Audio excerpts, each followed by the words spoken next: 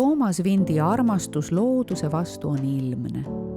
Kunstnikuna on ta suutnud rohelisest teha stiili, maalides selle kõiki nüansse nii, et tema töödest on saanud tegelikkust loodusest lähtuvad metafüüsilised kontseptuaalsed ruumid, mis on kohati niivõrd lummavad, et aeg vaataja pilgus peatub.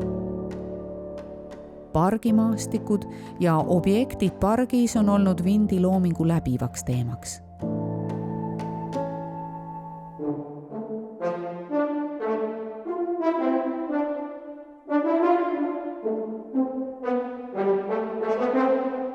Toomas loob linnaparkidest mõneti isegi moraliseerivaid ideaalkeskkondi. Selliseid, millistena ta parke näha tahaks.